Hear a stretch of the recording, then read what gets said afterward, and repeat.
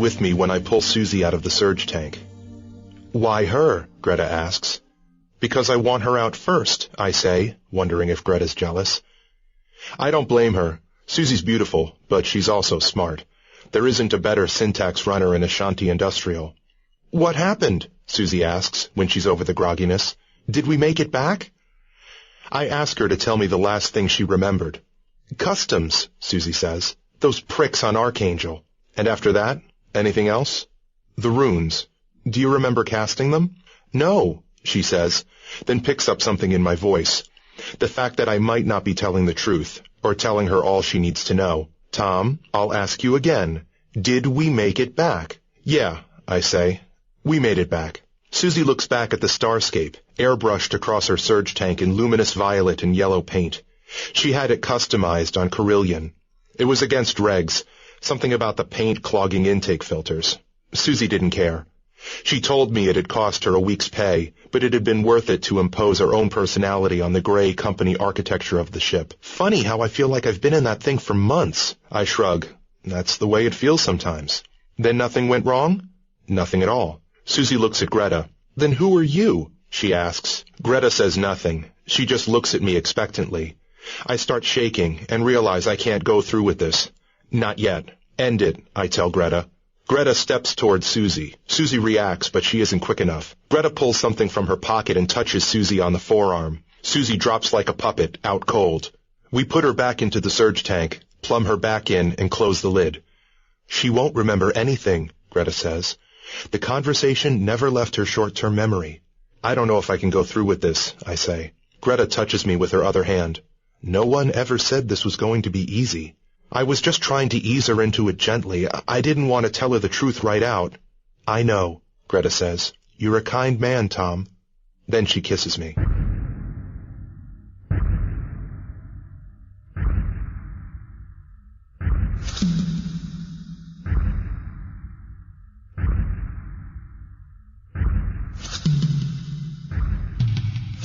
I remembered Archangel as well. That was about where it all started to go wrong. We just didn't know it then. We missed our first takeoff slot when Customs found a discrepancy in our cargo way bill. It wasn't serious, but it took them a while to realize their mistake. By the time they did, we knew we were going to be sitting on the ground for another 8 hours, while inbound control processed a fleet of bulk carriers. I told Susie and Ray the news. Susie took it pretty well, or about as well as Susie ever took that kind of thing. I suggested she use the time to scour the docks for any hot syntax patches, anything that might shave a day or two off our return trip. Company authorized? She asked. I don't care, I said. What about Ray? Susie asked. Is he going to sit here drinking tea while I work for my pay? I smiled. They had a bickering love-hate thing going. No, Ray can do something useful as well. He can take a look at the Q planes. Nothing wrong with those planes, Ray said. I took off my old Ashanti Industrial bib cap, scratched my bald spot, and turned to the jib man. Right. Then it won't take you long to check them over, will it? Whatever, Skip.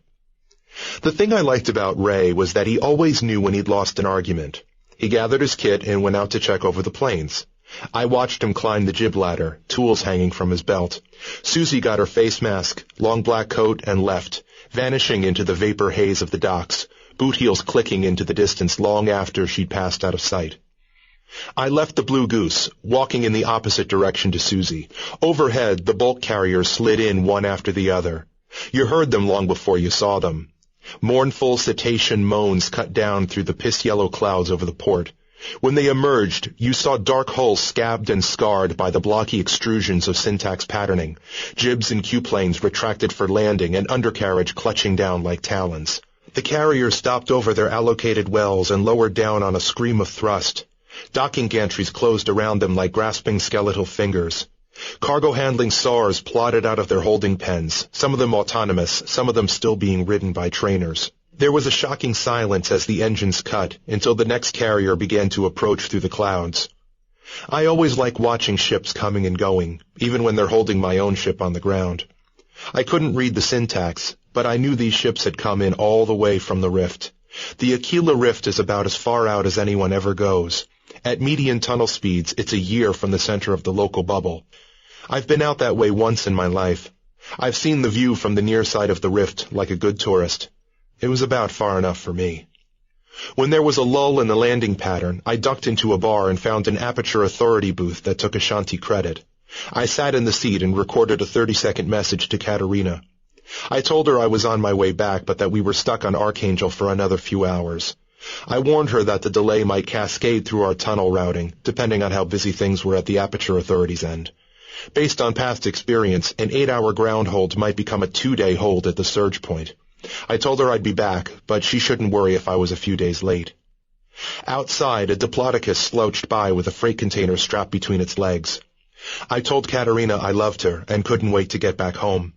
When I walked back to the Blue Goose, I thought of the message racing ahead of me. Transmitted at light speed up system, then copied into the memory buffer of the next outgoing ship. Chances were that particular ship wasn't headed to Barranquilla or anywhere near it.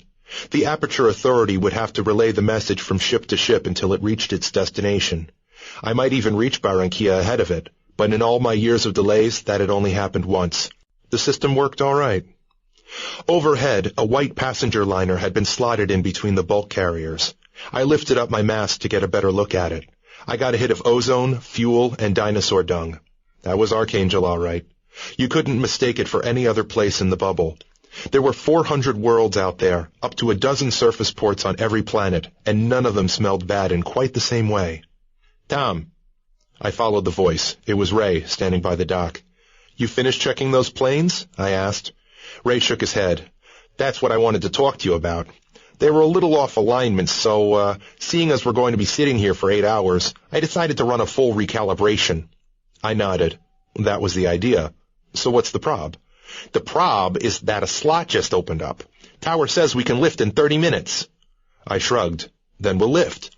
I haven't finished the recal. As it is, things are worse than before I started. Lifting now would not be a good idea. You know how the tower works, I said. Miss 2 offered slots, you could be on the ground for days. No one wants to get back home sooner than I do, Ray said. So cheer up. She'll be rough in the tunnel. It won't be a smooth ride home. I shrugged. Do we care? We'll be asleep. Well, it's academic. We can't leave without Susie. I heard boot heels clicking toward us. Susie came out of the fog, tugging her own mask aside. No joy with the rune monkeys, she said. Nothing they were selling I hadn't seen a million times before. Fucking cowboys. It doesn't matter, I said. We're leaving anyway. Ray swore. I pretended I hadn't heard him.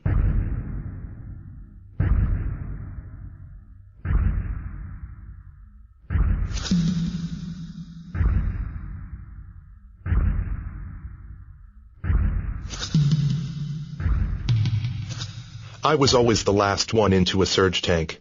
I never went under until I was sure we were about to get the green light. It gave me a chance to check things over. Things can always go wrong, no matter how good the crew. The Blue Goose had come to a stop near the AA beacon, which marked the surge point. There were a few other ships ahead of us in the queue, plus the usual swarm of AA service craft. Through an observation blister, I was able to watch the larger ships depart one by one. Accelerating at maximum power, they seemed to streak towards a completely featureless part of the sky. Their jibs were spread wide, and the smooth lines of their hulls were gnarled and disfigured with the cryptic alien runes of the routing syntax. At 20 Gs, it was as if a huge invisible hand snatched them away into the distance.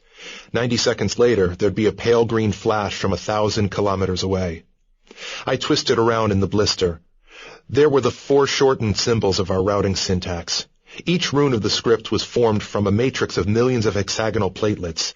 The platelets were on motors so they could be pushed in or out from the hull. Ask the Aperture Authority, and they'll tell you that the syntax is now fully understood. This is true, but only up to a point. After 2 centuries of study, human machines can now construct and interpret the syntax with an acceptably low failure rate. Given a desired destination, they can assemble a string of runes which will almost always be accepted by the Aperture's own machinery. Furthermore, they can almost always guarantee that the desired routing is the one that the Aperture machinery will provide. In short, you usually get where you want to go. Take a simple point-to-point transfer, like the Haraki run. In that case, there is no real disadvantage in using automatic syntax generators. But for longer trajectories, those that may involve 6 or 7 transits between Aperture hubs, machines lose the edge. They find a solution, but usually it isn't the optimum one. That's where syntax runners come in. People like Susie have an intuitive grasp of syntax solutions. They dream in runes. When they see a poorly constructed script, they feel it like a toothache. It affronts them. A good syntax runner can shave days off a route. For a company like Ashanti Industrial, that can make a lot of difference. But I wasn't a syntax runner. I could tell when something had gone wrong with the platelets, but otherwise I had no choice. I had to trust that Susie had done her job. But I knew Susie wouldn't screw things up. I twisted around and looked back the other way. Now that we were in space, the Q-planes had deployed. They were swung out from the hull on triple 100-meter-long jibs, like the arms of a grapple. I checked that they were locked in their fully extended positions and that the status lights were all in green. The jibs were Ray's area. He'd been checking the alignment of the ski-shaped Q-planes when I ordered him to close up ship and prepare to lift. I couldn't see any visible indication that they were out of alignment, but then again, it wouldn't take much to make our trip home bumpier than usual. But as I told Ray, who cared? The Blue Goose could take a little tunnel turbulence. It was built to. I checked the surge point again, only 3 ships ahead of us. I went back to the surge tanks and checked that Susie and Ray were all right. Ray's tank had been customized at the same time that Susie had had hers done. It was full of images of what Susie called the BVM, the Blessed Virgin Mary. The BVM was always in a spacesuit, carrying a little spacesuited Jesus. Their helmets were airbrushed gold halos. The artwork had a cheap, hasty look to it. I assumed Ray hadn't spent as much as Susie. Quickly, I stripped down to my underclothes. I plumbed into my own unpainted surge tank and closed the lid. The buffering gel sloshed in. Within about 20 seconds, I was already feeling drowsy. By the time the traffic control gave us the green light, I'd be asleep. I've done it 1,000 times. There was no fear, no apprehension, just a tiny flicker of regret. I've never seen an aperture. Then again, very few people have. Witnesses report a donut-shaped lump of dark chondrite asteroid, about 2 kilometers across. The entire middle section has been cored out, with the inner part of the ring faced by the quixotic matter machinery of the aperture itself. They say the Q-matter machinery twinkles and moves all the while, like the ticking innards of a very complicated clock. But the monitoring systems of the Aperture Authority detect no movement at all. It's alien technology. We have no idea how it works, or even who made it. Maybe, in hindsight, it's better not to be able to see it. It's enough to dream, and then awake, and know that you're somewhere else.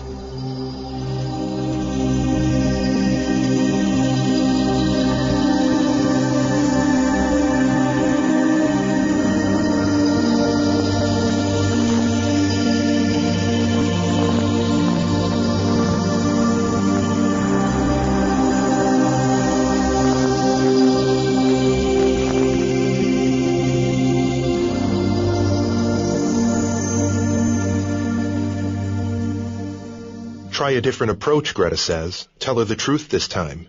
Maybe she'll take it easier than you think. There's no way I can tell her the truth.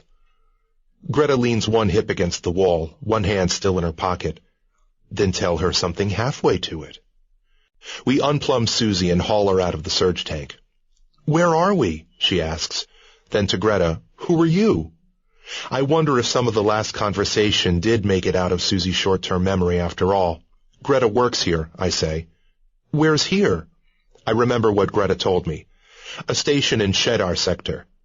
That's not where we're meant to be, Tom. I nod. I know. There was a mistake, a routing error. Susie's already shaking her head. There was nothing wrong. I know. It wasn't your fault. I help her into her ship's clothes. She's still shivering, her muscles reacting to movement after so much time in the tank. The syntax was good. Then what? The system made a mistake, not you. Shedar sector, Susie says.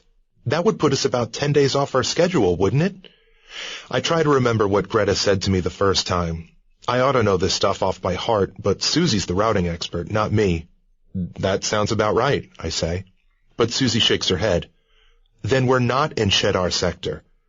I try to sound pleasantly surprised. We're not? I've been in that tank for a lot longer than a few days, Tom. I know. I can feel it in every fucking bone in my body. So where are we? I turn to Greta. I can't believe this is happening again. End it, I say. Greta steps towards Susie.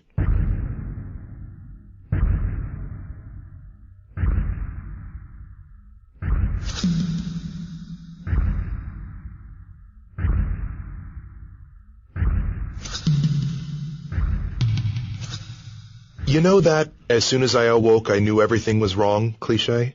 You've probably heard it 1,000 times, in 1,000 bars across the bubble, wherever ship crews swap tall tales over flat company-subsidized beer. The trouble is that sometimes that's exactly the way it happens.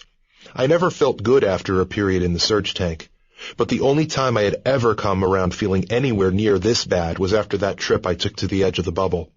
Mulling this, but knowing there was nothing I could do about it until I was out of the tank, it took me half an hour of painful work to free myself from the connections. Every muscle fiber in my body felt as though it had been shredded. Unfortunately, the sense of wrongness didn't end with the tank. The Blue Goose was much too quiet. We should have been heading away from the last exit aperture after our routing, but the distant, comforting rumble of the fusion engines wasn't there at all. That meant we were in free fall. Not good. I floated out of the tank, grabbed a handhold, and levered myself around to view the other 2 tanks. Ray's largest BVM stared back radiantly from the cowl of his tank. The bio-indices were all in the green. Ray was still unconscious, but there was nothing wrong with him. Same story with Susie. Some automated system had decided I was the only one who needed waking. A few minutes later, I had made my way to the same observation blister I had used to check the ship before the surge. I pushed my head into the scuffed glass half-dome and looked around. We'd arrived somewhere. The Blue Goose was sitting in a huge zero-gravity parking bay. The chamber was an elongated cylinder, hexagonal in cross-section.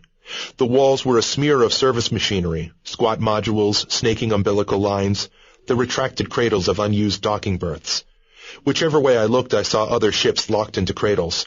Every make and class you could think of, every possible configuration of hull design compatible with aperture transitions. Service lights threw a warm golden glow on the scene. Now and then the whole chamber was bathed in the stuttering violet flicker of a cutting torch. It was a repair facility. I was just starting to mull on that when I saw something extend itself from the wall of the chamber. It was a telescopic docking tunnel, groping toward our ship. Through the windows in the side of the tunnel I saw figures floating, pulling themselves along hand over hand. I sighed and started making my way to the airlock. By the time I reached the lock, they were already through the first stage of the cycle. Nothing wrong with that. There was no good reason to prevent foreign parties boarding a vessel, but it was just a tiny bit impolite. But perhaps they assumed we were all asleep. The door slid open. "You're awake," a man said. "Captain Thomas Gonlupeta the Blue Goose, isn't it?" "Guess so," I said. "Mind if we come in?" There were about 6 of them, and they were already coming in. They all wore slightly time-worn ochre overalls, flashed with too many company sigils. My hackles rose.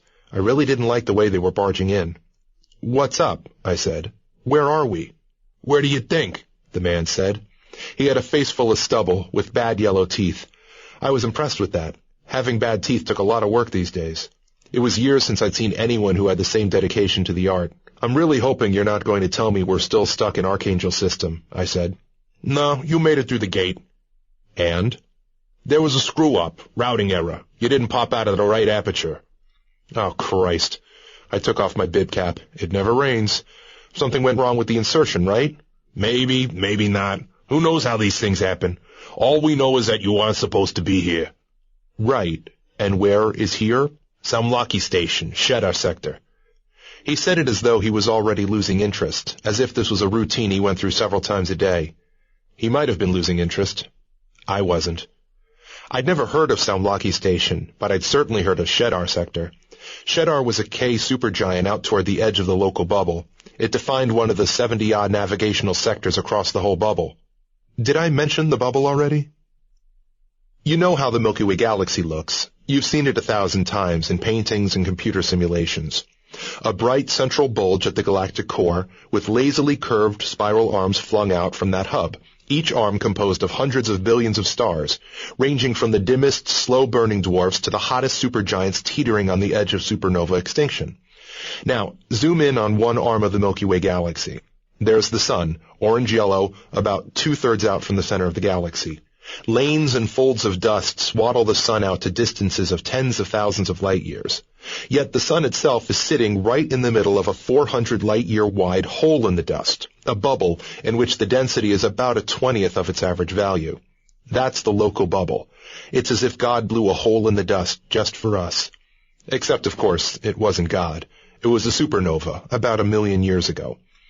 Look further out, and there are more bubbles, their walls intersecting and merging, forming a vast, froth-like structure tens of thousands of light-years across. There are the structures of Loop 1 and Loop 2 and the Lindblad ring.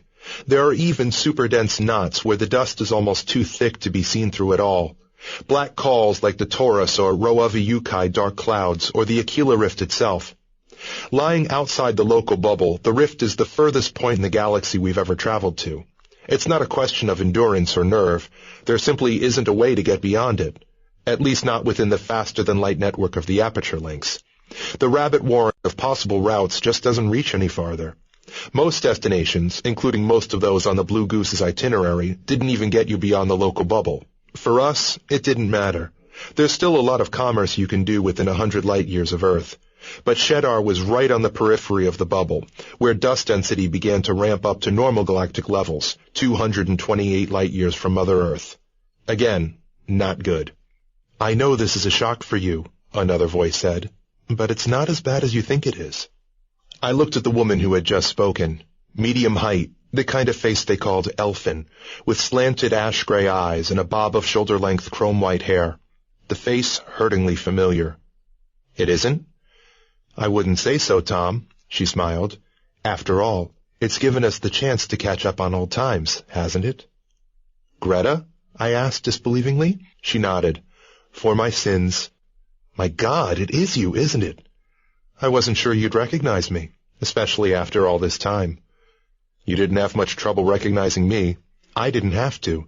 The moment you popped out, we picked up your recovery transponder, told us the name of your ship, who owned her, who was flying it, what you were carrying, where you were supposed to be headed.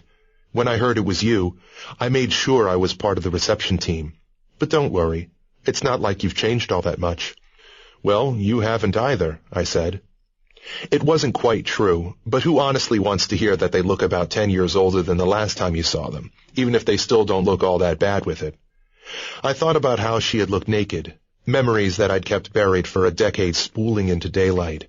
It shamed me that they were still so vivid, as if some furtive part of my subconscious had been secretly hoarding them through years of marriage and fidelity. Greta half smiled. It was as if she knew exactly what I was thinking. "You were never a good liar, Tom." "Yeah, guess I need some practice." There was an awkward silence. Neither of us seemed to know what to say next. While we hesitated, the others floated around us, saying nothing. "Well," I said, "who'd have guessed we'd end up meeting like this?" Greta nodded and offered the palms of her hands in a kind of apology. "I'm just sorry we aren't meeting under better circumstances," she said. "But if it's any consolation, what happened wasn't at all your fault. We checked your syntax, and there wasn't a mistake. It's just that now and then the system throws a glitch." "Funny how no one likes to talk about that very much," I said. "Could have been worse, Tom. I remember what you used to tell me about space travel." "Yeah? Which particular pearl of wisdom would that have been?" "If you're in a position to moan about a situation, you've no right to be moaning." Christ, did I actually say that? "Mm-hmm. And I bet you're regretting it now." "But look, it really isn't that bad. You're only 20 days off schedule." Greta nodded toward the man who had the bad teeth. "Colding says you'll only need a day of damage repair before you can move off again, and then another 25 days before you reach your destination, depending on routing patterns. That's less than 6 weeks. So you lose the bonus on this one. Big deal. You're all in one shape, and your ship only needs a little work. Why don't you just bite the bullet and sign the repair paperwork?" "I'm not looking forward to another 20 days in the surge tank. There's something else as well." "Which is?" I was about to tell her about Katerina, how she'd have been expecting me back already. Instead I said, "I'm worried about the others. Susie and Ray, they've got families expecting them. They'll be worried." "I understand," Greta said. "Susie and Ray, they're still asleep, aren't they? Still in their surge tanks?" "Yes," I said guardedly. "Keep them that way until you're on your way." Greta smiled. "There's no sense worrying them about their families either. It's kinder." "If you say so." "Trust me on this one, Tom. This isn't the first time I've handled this kind of situation. Doubt it'll be the last either."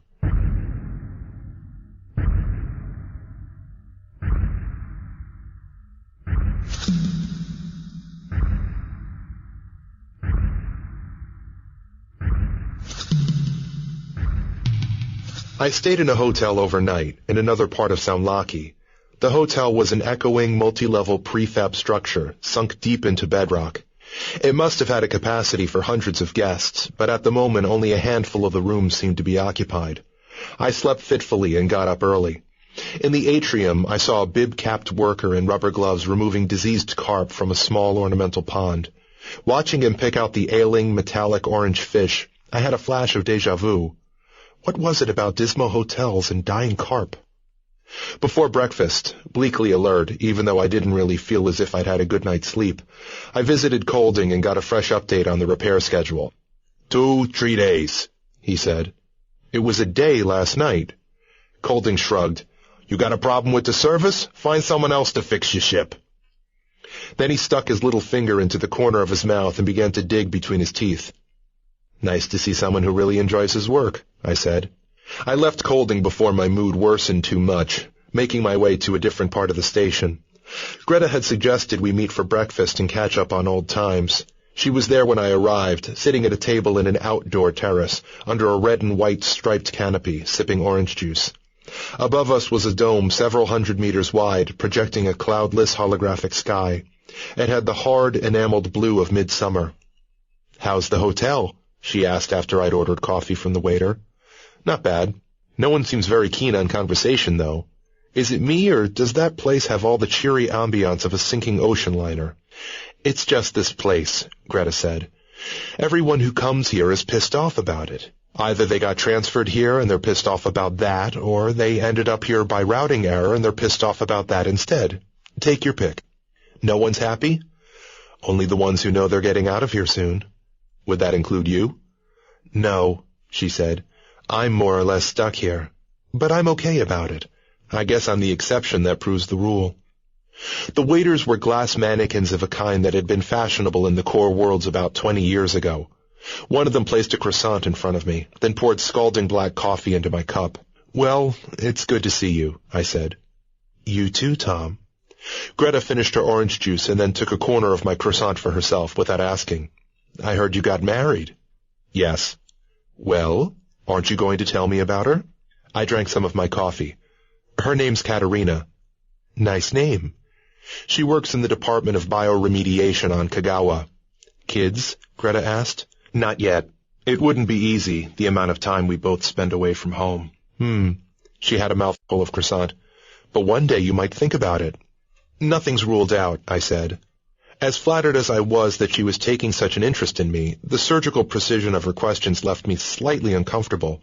There was no thrust and parry, no fishing for information.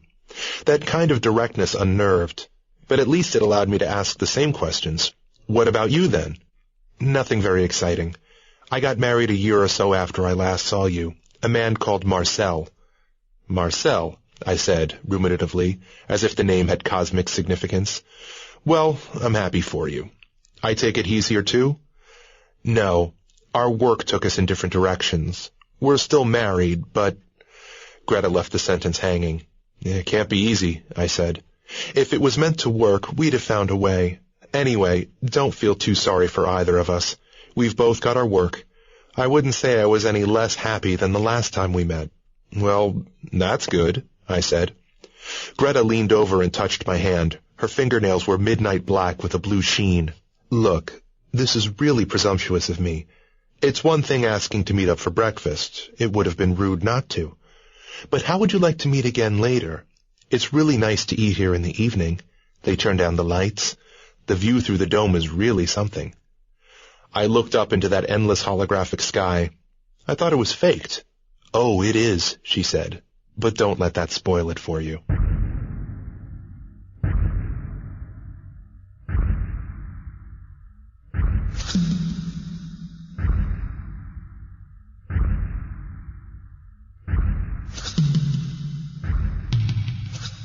I settled in front of the camera and started speaking.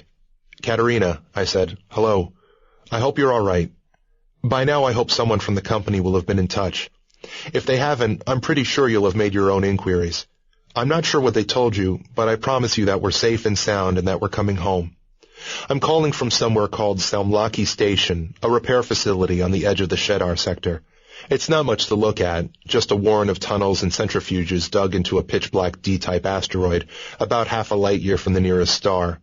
The only reason it's here at all is because there happens to be an aperture next door. That's how we got here in the first place. Somehow or other, Blue Goose took a wrong turn in the network, what they call a routing error. The Goose came in last night, local time, and I've been in a hotel since then.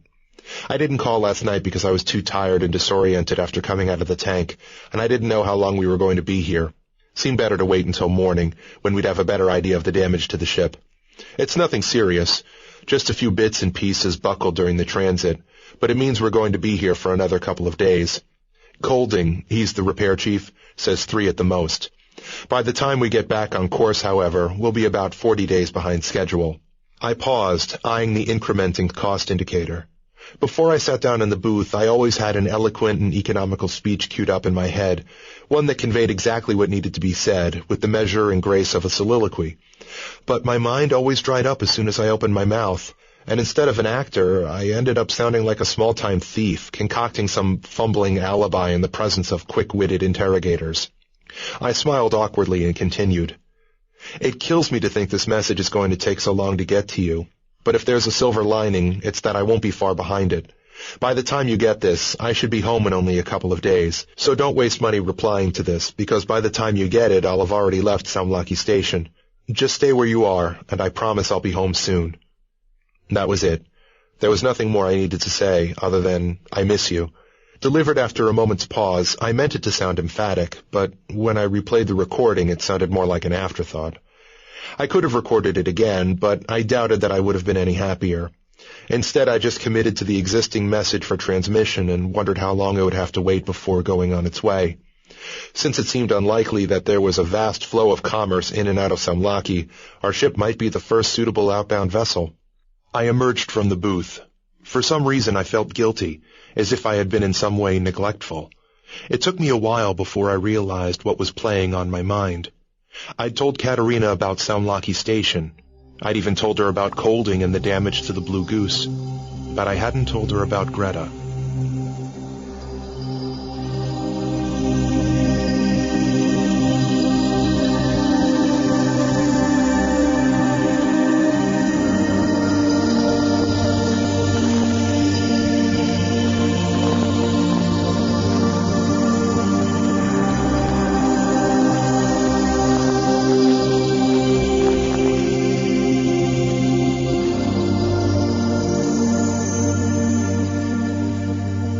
It's not working with Susie. She's too smart, too well attuned to the physiological correlatives of surge tank immersion. I can give her all the reassurances in the world, but she knows she's been under too long for this to be anything other than a truly epic screw-up. She knows that we aren't just talking weeks or even months of delay here. Every nerve in her body is screaming that message into her skull. "I had dreams," she says when the grogginess fades. "What kind?" "Dreams that I kept waking. Dreams that you were pulling me out of the surge tank. You and someone else." I do my best to smile. I'm alone, but Greta isn't far away. The hypodermic's in my pocket now. "I always get bad dreams coming out of the tank," I say. "These felt real. Your story kept changing, but you kept telling me we were somewhere, that we'd gone a little off course, but that it was nothing to worry about." So much for Greta's reassurance that Susie will remember nothing after our aborted efforts at waking her.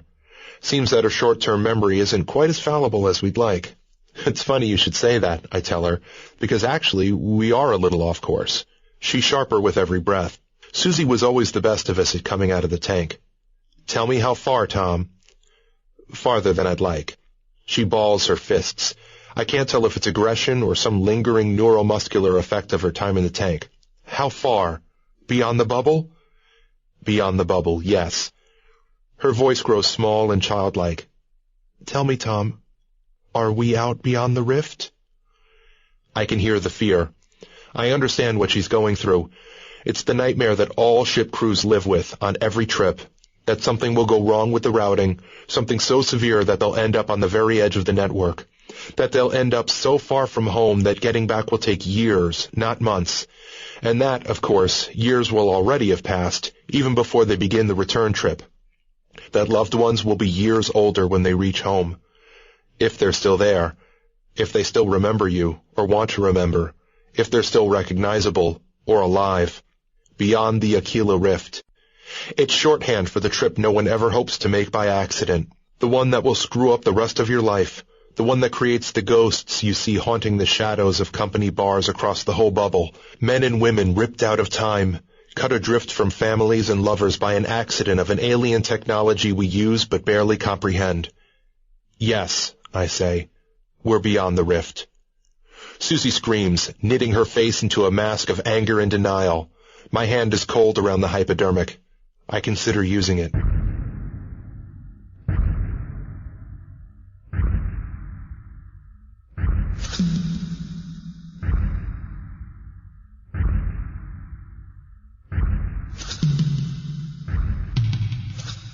A new repair estimate from Colding, 5-6 days. This time I didn't even argue. I just shrugged and walked out, wondering how long it would be next time. That evening I sat down at the same table where Greta and I had met over breakfast. The dining area had been well lit before, but now the only illumination came from the table lamps and the subdued lighting panels set into the paving. In the distance, a glass mannequin cycled from empty table to empty table, playing Asturias on a glass guitar. There were no other patrons dining tonight. I didn't have long to wait for Greta. "I'm sorry I'm late, Tom." I turned to her as she approached the table. I liked the way she walked in the low gravity of the station, the way the subdued lighting traced the arc of her hips and waist. She eased into her seat and leaned toward me in the manner of a conspirator. The lamp on the table threw red shadows and gold highlights across her face. It took 10 years off her age. "You aren't late," I said, "and anyway, I had the view." "It's an improvement, isn't it?" "That wouldn't be saying much," I said with a smile. "But yes, it's definitely an improvement." I could sit out here all night and just look at it. In fact, sometimes that's exactly what I do. Just me and a bottle of wine. I don't blame you. Instead of the holographic blue, the dome was now full of stars. It was like no kind of view I'd ever seen from another station or ship. There were furious blue-white stars embedded in what looked like sheets of velvet. There were hard gold gems and soft red smears, like finger smears in pastel. There were streams and currents of fainter stars, like a myriad neon fish caught in a snapshot of frozen motion. There were vast, billowing backdrops of red and green cloud, veined and flawed by filaments of cool black. There were bluffs and promontories of ochre dust, so rich in three-dimensional structure that they resembled an exuberant impasto of oil colors, contours light years thick laid on with a trowel. Red or pink stars burned through the dust like lanterns. Orphaned worlds were caught erupting from the towers, little sperm-like shapes trailing viscera of dust. Here and there I saw the tiny eye-like knots of birthing solar systems. There were pulsars flashing on and off like navigation beacons, their differing rhythms seeming to set a stately tempo for the entire scene, like a deathly slow waltz. There seemed too much detail for one view, an overwhelming abundance of richness, and yet no matter which direction I looked, there was yet more to see, as if the dome sensed my attention and concentrated its efforts on the spot where my gaze was directed. For a moment I felt a lurching sense of dizziness, and, though I tried to stop it before I made a fool of myself, I found myself grasping the side of the table, as if to stop myself falling into the infinite depths of the view. "Yes, it has that effect on people," Greta said. "It's beautiful," I said. "Do you mean beautiful or terrifying?" I realized I wasn't sure. "It's big," was all I could offer. "Of course, it's faked," Greta said, her voice soft now that she was leaning closer. "The glass in the dome is smart. It exaggerates the brightness of the stars so that the human eye registers the differences between them. Otherwise, the colors aren't unrealistic. Everything else you see is also pretty accurate, if you accept that certain frequencies have been shifted into the visible band, and the scale of certain structures have been adjusted." She pointed out features for my edification. "That's the edge of the Taurus dark cloud, with the Pleiades just poking out. That's a filament of the local bubble. You see that open cluster?" She waited for me to answer. "Yes," I said. "That's the Hyades. Over there you've got Betelgeuse and Bellatrix." "I'm impressed." "You should be. It cost a lot of money." She leaned back a bit so that the shadows dropped across her face again. "Are you all right, Tom? You seem a bit distracted." I sighed. "I just got another prognosis from your friend Colding. That's enough to put a dent in anyone's day." "I'm sorry about that." There's something else, too, I said. Something that's been bothering me since I came out of the tank. A mannequin came to take our order. I let Greta choose for me. You can talk to me, whatever it is, she said when the mannequin had gone. It isn't easy. Something personal, then? Is it about Katerina? She bit her tongue. No, sorry, I shouldn't have said that. It's not about Katerina. Not exactly, anyway. But even as I said it, I knew that in a sense it was about Katerina, and how long it was going to be before we saw each other again. Go on, Tom. This is going to sound silly, but I wonder if everyone's being straight with me. It's not just Colding, it's you as well. When I came out of the tank, I felt the same way I felt when I'd been out to the Rift. Worse, if anything. I felt like I'd been in the tank for a long, long time. It feels that way sometimes. I know the difference, Greta. Trust me on this. So what are you saying? The problem was that I wasn't really sure. It was one thing to feel a vague sense of unease about how long I'd been in the tank. It was another to come out and accuse my host of lying, especially when she had been so hospitable. Is there any reason you'd lie to me? Come off it, Tom. What kind of a question is that? As soon as I had come out with it, it sounded absurd and offensive to me as well. I wished I could reverse time and start again, ignoring my misgivings. I'm sorry, I said. Stupid. Just put it down to messed up biorhythms or something. She reached across the table and took my hand, as she had done at breakfast. This time she continued to hold it. You really feel wrong, don't you? Colding's games aren't helping, that's for sure. The waiter brought our wine, setting it down, the bottle chinking against his delicately articulated glass fingers. The mannequin poured 2 glasses, and I sampled mine. Maybe if I had someone else from my crew to bitch about it all with, I wouldn't feel so bad. I know you said we shouldn't wake Susie and Ray, but that was before a one-day stopover turned into a week. Greta shrugged. If you want to wake them, no one's going to stop you. But don't think about ship business now. Let's not spoil a perfect evening. I looked up at the stars. It was heightened, with the mad shimmering intensity of a Van Gogh nightscape. It made one feel drunk and ecstatic just to look at it. What could possibly spoil it? I asked. What happened is that I drank too much wine and ended up sleeping with Greta. I'm not sure how much of a part the wine played in it for her. If a relationship with Marcel was in as much trouble as she'd made out, then obviously she'd had less to lose than I did. Yes, that made it all right, didn't it? She, the seductress, her own marriage a wreck, me, the hapless victim. I'd laughed, yes, but it wasn't really my fault. I'd been alone, far from home, emotionally fragile, and she had exploited me. She had softened me up with a romantic meal, her trap already sprung. Except all that was self-justifying bullshit, wasn't it? If my marriage was in such great shape, why had I failed to mention Greta when I called home? At the time, I justified that omission as an act of kindness toward my wife. Katerina didn't know that Greta and I had ever been a couple. But why worry Katerina by mentioning another woman, even if I pretended that we'd never met before? Except now, I could see that I'd failed to mention Greta for another reason entirely. Because, in the back of my mind, even then, there had been the possibility that we might end up sleeping together. I was already covering myself when I called Katerina, already making sure there wouldn't be any awkward questions when I got home, as if I not only knew what was going to happen, but secretly yearned for it. The only problem was that Greta had something else in mind. Tom, Greta said, nudging me toward wakefulness. She was lying naked next to me, leaning on one elbow, with the sheets crumpled down around her hips. The light in her room turned her into an abstraction of milky blue curves and deep violet shadows. With one black-nailed finger, she traced a line down my chest and said, "There's something you need to know." "What?" I asked. I lied. Colding lied. We all lied. I was too drowsy for her words to have much more than a vaguely troubling effect. All I could say again was, "What? You're not in Samlaki Station. You're not in Shedar Sector." I started waking up properly. Say that again. The routing error was more severe than you were led to believe. It took you far beyond the local bubble. I groped for anger, even resentment, but all I felt was a dizzying sensation of falling. How far out? Further than you thought possible. The next question was obvious. Beyond the rift? Yes, she said, with the faintest of smiles, as if humoring a game whose rules and objectives she found ultimately demeaning. Beyond the Aquila Rift. A long, long way beyond it. I need to know, Greta. She pushed herself from the bed, reached for a gown. Then get dressed. I'll show you. I followed Greta in a daze. She took me to the dome again. It was dark, just as it had been the night before, with only the lamp-lit tables to act as beacons.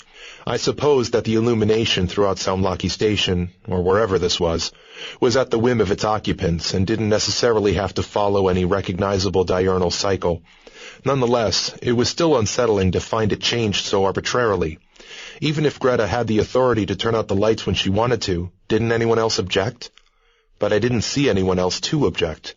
There was no one else around, only a glass mannequin standing to attention with a napkin over one arm. She sat us at a table. Do you want a drink, Thom? No, thanks. For some reason, I'm not quite in the mood. She touched my wrist. Don't hate me for lying to you. It was done out of kindness. I couldn't break the truth to you in one go. Sharply, I withdrew my hand. Shouldn't I be the judge of that? So what is the truth exactly? It's not good, Thom. Tell me, then I'll decide. I didn't see her do anything, but suddenly the dome was filled with stars again, just as it had been the night before. The view lurched, zooming outwards. Stars flowed by from all sides like white sleet. Nebulae ghosted past in spectral wisps. The sense of motion was so compelling that I found myself gripping the table, seized by vertigo. Easy, Thom, Greta whispered. The view lurched, swerved, contracted. A solid wall of gas slammed past. Now, suddenly, I had the sense that we were outside something, that we had punched beyond some containing sphere, to find only in vague arcs and knots of curdled gas, where the interstellar gas density increased sharply. Of course. It was obvious. We were beyond the local bubble. And we were still receding. I watched the bubble itself contract, becoming just one member in the larger froth of voids. Instead of individual stars, I saw only smudges and motes, aggregations of hundreds and thousands of suns. It was like pulling back from a close-up view of a forest. I could still see clearings, but the individual trees had vanished into an amorphous mass. We kept pulling back. Then the expansion slowed and froze. I could still make out the local bubble, but only because I had been concentrating on it all the way out. Otherwise, there was nothing to distinguish it from the dozens of surrounding voids. Is that how far out we've come? I asked. Greta shook her head. Let me show you something. Again, she did nothing that I was aware of, but the bubble I had been looking at was suddenly filled with a skein of red lines, like a child's scribble. Aperture connections, I said. As shocked as I was by the fact that she had lied to me, and as fearful as I was about what the truth might hold, I couldn't turn off the professional part of me, the part that took pride in recognizing such things. Greta nodded. Those are the main commerce routes, the well-mapped connections between large colonies and major trading hubs. Now I'll add all mapped connections, including those that have only ever been traversed by accident. The scribble did not change dramatically. It gained a few more wild loops and hairpins, including one that reached beyond the wall of the bubble to touch the sunward end of the Aquila Rift. One or two other additions pierced the wall in different directions, but none of them reached as far as the rift. Where are we? We're at one end of one of those connections. You can't see it because it's pointing directly toward you. She smiled slightly. I needed to establish the scale that we're dealing with. How wide is the local bubble, Thom? 400 light years, give or take? My patience was wearing thin, but I was still curious. About right. And while I know that aperture travel times vary from point to point, with factors depending on network topology and syntax optimization, isn't it the case that the average speed is about 1,000 times faster than light? Give or take. So a journey from one side of the bubble might take, what, half a year? Say 5 or 6 months? A year to the Aquila Rift? You know that already, Greta. We both know it. All right. Then consider this.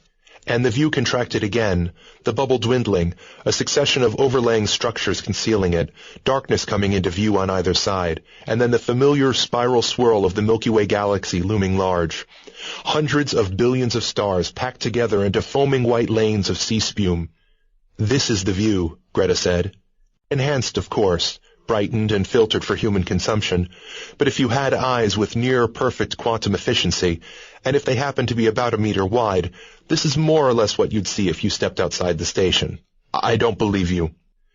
What I meant was I didn't want to believe her. Get used to it, Thom. You're a long way out.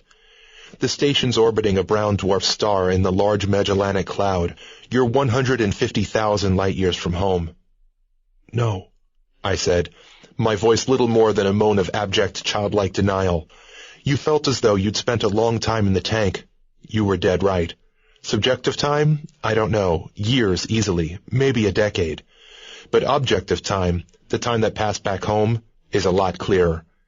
It took Blue Goose 150 years to reach us. Even if you turned back now, you'd have been away for 300 years, Tom. Katerina, I said, her name like an invocation. Katerina's dead, Greta told me. She's already been dead a century. How do you adjust to something like that? The answer is that you can't count on adjusting to it at all. Not everyone does. Greta told me that she had seen just about every possible reaction in the spectrum, and the one thing she had learned was that it was next to impossible to predict how a given individual would take the news. She had seen people adjust to the revelation with little more than a world-weary shrug, as if this were merely the latest in a line of galling surprises life had thrown at them, no worse in its way than illness or bereavement or any number of personal setbacks. She had seen others walk away and kill themselves half an hour later. But the majority, she said, did eventually come to some kind of accommodation with the truth, however faltering and painful the process. Trust me, Tom, she said. I know you now. I know you have the emotional strength to get through this. I know you can learn to live with it. Why didn't you tell me straight away, as soon as I came out of the tank? Because I didn't know if you were going to be able to take it. You waited until after you knew I had a wife. No, Greta said. I waited until after we'd made love. Because then I knew Katerina couldn't mean that much to you. Fuck you. Fuck me? Yes, you did. That's the point. I wanted to strike out against her, but what I was angry with was not her insinuation, but the cold-hearted truth of it. She was right, and I knew it. I just didn't want to deal with that, any more than I wanted to deal with the here and now. I waited for the anger to subside. You say we're not the first, I said. No, we were the first, I suppose. The ship I came in. Luckily, it was well equipped. After the routing error, we had enough supplies to set up a self-sustaining station on the nearest rock. We knew there was no going back, but at least we could make some kind of life for ourselves here. And after that? We had enough to do just keeping ourselves alive the first few years. But then another ship came through the aperture, damaged, drifting, much like the Blue Goose. We hauled her in, warmed her crew, broke the news to them. How'd they take it? About as well as you'd expect. Greta laughed hollowly to herself. A couple of them went mad, another killed herself, but at least a dozen of them are still here. In all honesty, it was good for us that another ship came through. Not just because they had supplies we could use, but because it helped us to help them, took our minds off our own self-pity. It made us realize how far we'd come and how much help these newcomers needed to make the same transition. That wasn't the last ship either. We've gone through the same process with 8 or 9 others since then. Greta looked at me, her head cocked against her hand. There's a thought for you, Tom. There is? She nodded. It's difficult for you now, I know, and it'll be difficult for you for some time to come. But it can help to have someone else to care about. It can smooth the transition. Like who? I asked. Like one of your other crew members, Greta said. You could try waking one of them now.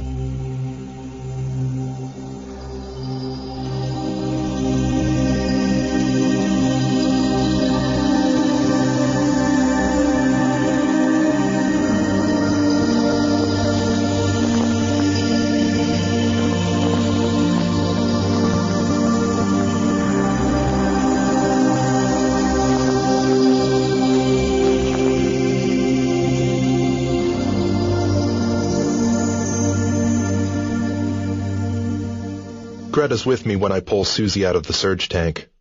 Why her? Greta asks. Because I want her out first, I say, wondering if Greta's jealous. I don't blame her. Susie's beautiful, but she's also smart. There isn't a better syntax runner in Ashanti Industrial. What happened? Susie asks when she's over the grogginess. Did we make it back? I ask her to tell me the last thing she remembered.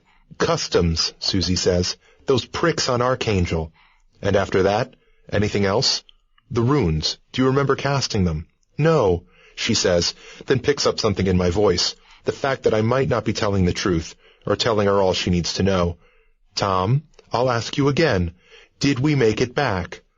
A minute later, we're putting Susie back into the tank. It hadn't worked the first time. Maybe next try.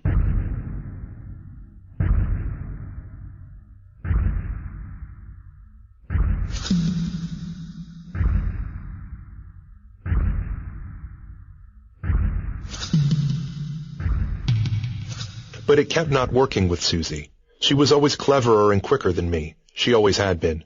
As soon as she came out of the tank, she knew that we'd come a lot further than Shedar sector. She was always ahead of my lies and excuses.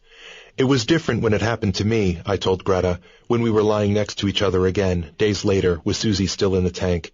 I had all the nagging doubts she has, I think, but as soon as I saw you standing there, I forgot all about that stuff. Greta nodded. Her hair fell across her face in disheveled, sleep-matted curtains. She had a strand of it between her lips. It helped, seeing a friendly face. Took my mind off the problem, that's for sure. You'll get there in the end, she said. Anyway, from Susie's point of view, aren't you a friendly face as well? Maybe, I said. But she'd been expecting me. You were the last person in the world I expected to see standing there. Greta touched her knuckle against the side of my face.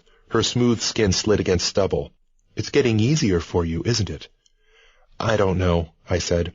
You're a strong man, Tom. I knew you'd come through this. I haven't come through it yet, I said.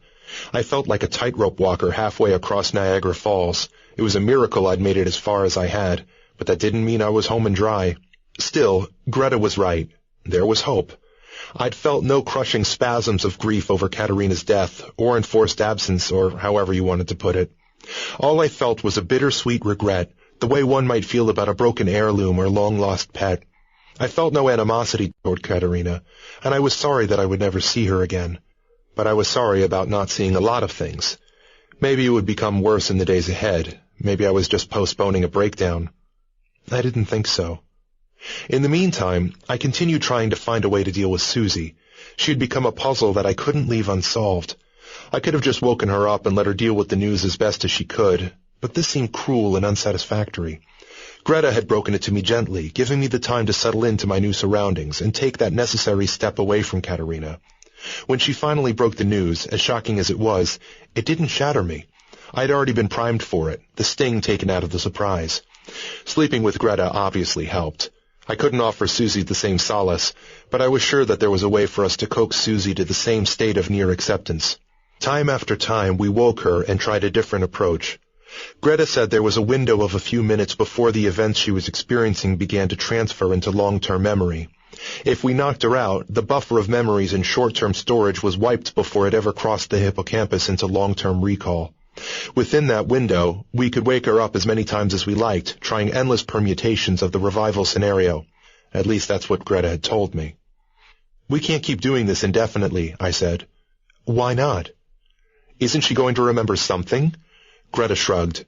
Maybe, but I doubt she'll attach any significance to those memories. Haven't you ever had vague feelings of déjà vu coming out of the surge tank? Sometimes, I admitted. Then don't sweat about it. She'll be all right. I promise you. Perhaps we should just keep her awake after all. That will be cruel.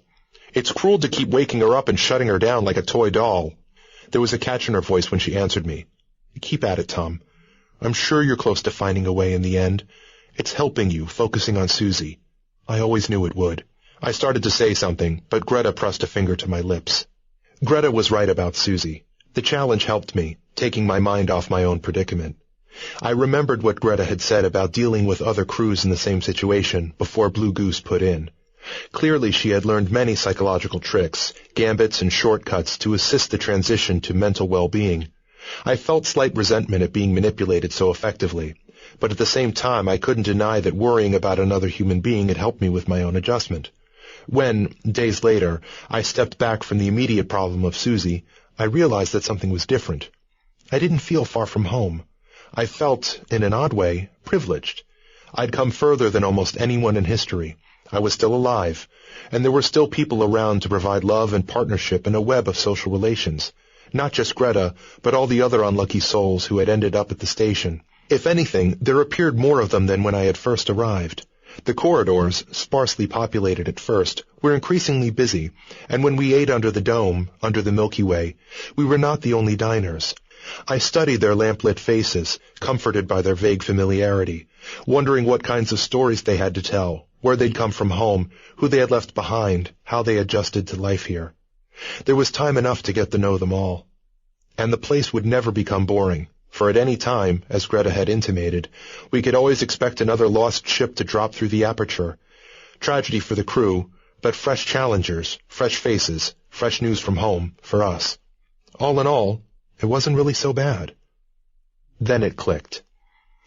It was the man cleaning out the fish that did it, in the lobby of the hotel. It wasn't just the familiarity of the process, but the man himself. I'd seen him before. Another pond full of diseased carp. Another hotel. Then I remembered Colding's bad teeth, and recalled how they'd reminded me of another man I'd met long before. Except it wasn't another man at all. Different name, different context, but everything else the same. And when I looked at the other diners, really looked at them, there was no one I couldn't swear I hadn't seen before. No single face that hit me with the force of utter unfamiliarity. Which left Greta. I said to her, over wine, under the Milky Way, "Nothing here is real, is it?" She looked at me with infinite sadness and shook her head. "What about Susie?" I asked her. "Susie's dead. Ray is dead. They died in their surge tanks." "How? Why them and not me?" Something about particles of paint blocking intake filters. Not enough to make a difference over short distances, but enough to kill them on the trip out here. I think some part of me had always suspected. It felt less like shock than brutal disappointment. "But Susie seemed so real," I said. "Even the way she had doubts about how long she'd been in the tank. Even the way she remembered previous attempts to wake her." The glass mannequin approached our table. Greta waved him away. "I made her convincing, the way she would have acted." "You made her?" "You're not really awake, Tom. You're being fed data. This entire station is being simulated." I sipped my wine. I expected it to taste suddenly thin and synthetic, but it still tasted like pretty good wine. "Then I'm dead as well?" "No, you're alive, still in your surge tank, but I haven't brought you to full consciousness yet." "All right. The truth this time. I can take it. How much is real? Does the station exist? Are we really as far out as you said?" "Yes," she said. "The station exists, just as I said it does. It just looks different. And it is in the Large Magellanic Cloud, and it is orbiting a brown dwarf star. Can you show me the station as it is?" "I could, but I don't think you're ready for it.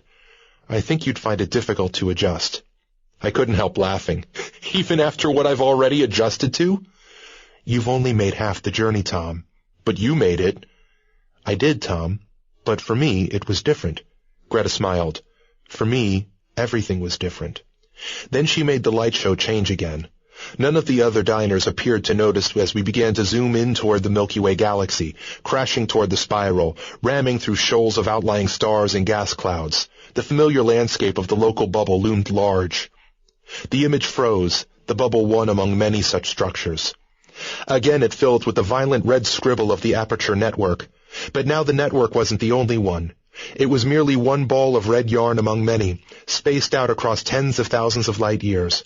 None of the scribbles touched each other, yet, in the way they were shaped, in the way they almost abutted against each other, it was possible to imagine that they had once been connected.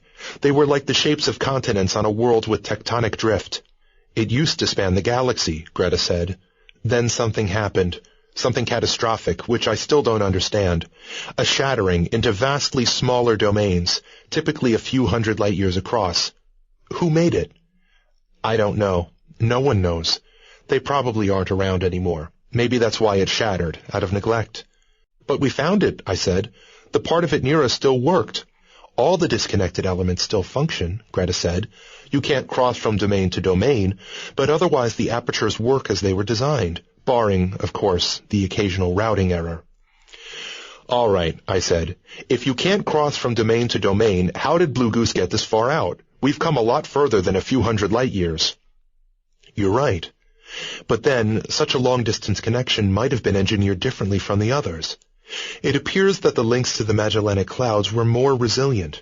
When the domains shattered from each other, the connections reaching beyond the galaxy remained intact." "In which case you can cross from domain to domain," I said, "but you have to come all the way out here first." "The trouble is, not many want to continue the journey at this point. No one comes here deliberately, Tom." "I still don't get it. What does it matter to me if there are other domains? Those regions of the galaxy are thousands of light years from Earth, and without the aperture we'd have no way of reaching them. They don't matter. There's no one there to use them." Greta's smile was coquettish, knowing. "What makes you so certain?" Because if there were, wouldn't there be alien ships popping out of the aperture here?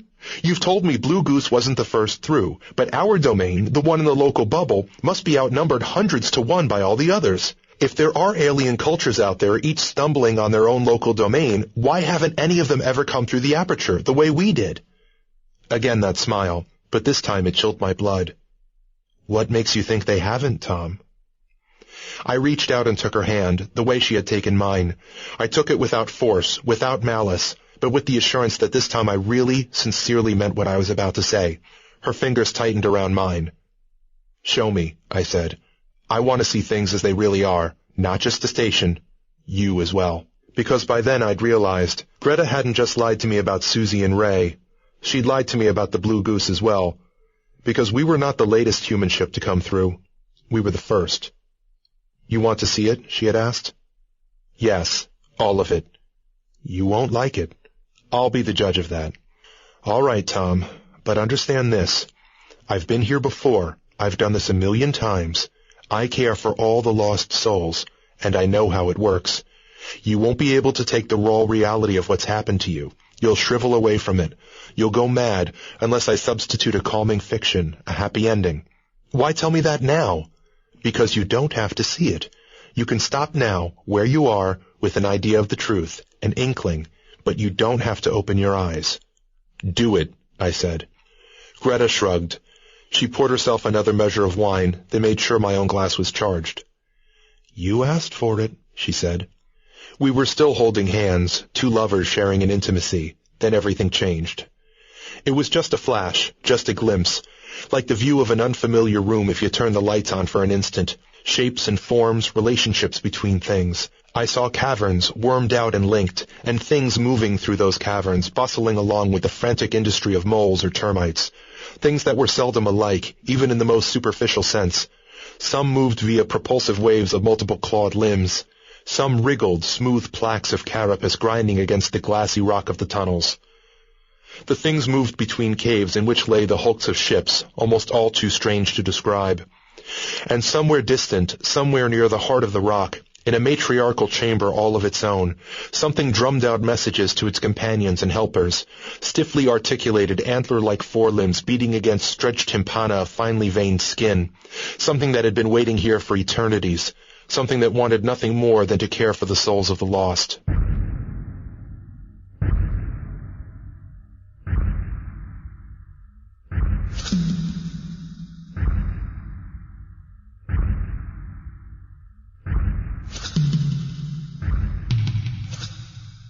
Katerina's with Susie when they pull me out of the surge tank. It's bad. One of the worst revivals I've ever gone through. I feel as if every vein in my body has been filled with finely powdered glass. For a moment, a long moment, even the idea of breathing seems insurmountably difficult, too hard, too painful even to contemplate. But it passes, as it always passes. After a while, I can not only breathe, I can move and talk. Where? Easy, Skip, Susie says. She leans over the tank and starts unplugging me. I can't help but smile. Susie's smart. There isn't a better syntax runner in Ashanti Industrial, but she's also beautiful. It's like being nursed by an angel. I wonder if Katerina's jealous. Where are we? I try again. Feels like I was in that thing for an eternity. Did something go wrong? Minor routing error, Susie says. We took some damage and they decided to wake me first, but don't sweat about it. At least we're in one piece. Routing errors. You hear about them, but you hope they're never going to happen to you. What kind of delay? 40 days. Sorry, Tom. Bang goes our bonus. In anger, I hammer the side of the surge tank, but Katerina steps towards me and places a calming hand on my shoulder. It's all right, she says. You're home and dry. That's all that matters. I look at her and for a moment remember someone else, someone I haven't thought about in years. I almost remember her name, and then the moment passes. I nod. Home and dry.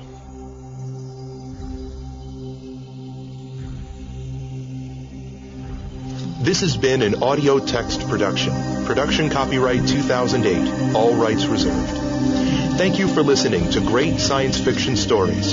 For other stories in this series, please visit our website at www.audiotexttapes.net.